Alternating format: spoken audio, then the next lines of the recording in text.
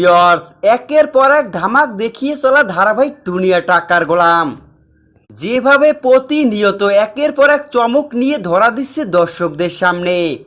রীতিমতো ধারাবাহিকের প্রতিটি এপিসোড দুর্দান্ত চমক দেখাচ্ছে। দর্শকরাও ধারাবাহিকটিকে খুব পছন্দ করছে। ধারাবাহিকটির অসাধারণ গল্প দর্শকদের মন ছুঁয়ে গেছে। তারা যেভাবে অল্প দিনের ভিতরেই ধারাবাহিকটিকে জনপ্রিয়তার শীর্ষে রেখেছে, যেভাবে দর্শকরা পছন্দের শীর্ষে রেখেছে ধারাবাহিক, তেমনি পরিচালকও দর্শকদের সামনে নিয়ে এসেছে দুর্দান্ত পর্ব, যেখানে এবার অবশেষে দাউদ খানের সমস্ত খেলা শেষ করলো শেহজাদ চৌধুরী। শেহজাদ চৌধুরীর হাতে দাউদ খানের সমস্ত খেলা শেষ। কেননা দাউদ খান ও মন্তে তারা দুজনে মিলে শেহজাদকে শেষ করার জন্য উঠে পড়ে লেগেছে।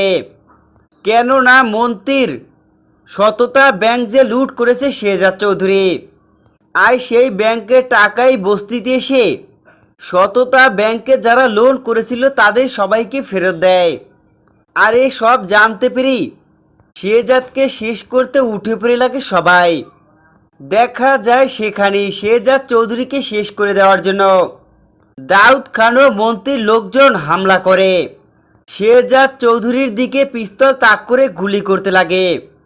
তারা নিশানা টার্গেট করে শেহজাদের দিকে গুলি করে, আর তখনই একটি বাচ্চা এসে শেহজাদের সামনে দাঁড়িয়ে শেহজাদ চৌধুরীকে বাঁচিয়ে নেয়। যেখানে দাউদ খানের গুলিতে আহত হয় বাচ্চাটি ঘটনাস্থানে মারা যায়। বাচ্চাটির গায়ে গুলি লাগলে বাচ্চাটি যে মাটিতে ঢুলে পড়ে শেষ নিঃশ্বাস ত্যাগ করে। এটা দেখি প্রচণ্ড ক্ষিপ্ত হয়ে ওঠে শেহজাদ চৌধুরী।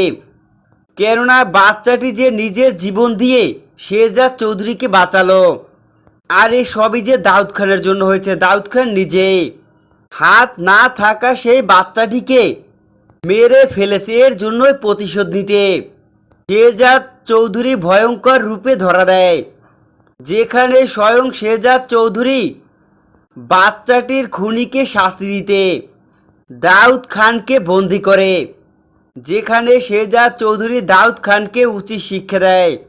দাউদ খানকে রাম ধোলাই দিয়ে দাউদ খানের খেলা শেষ করে শেহজাদ। দুনিয়া টাকার গোলাম ধারাবাহিকের দর্শকেরা এমনই উত্তেজনা দেখতে পাবে।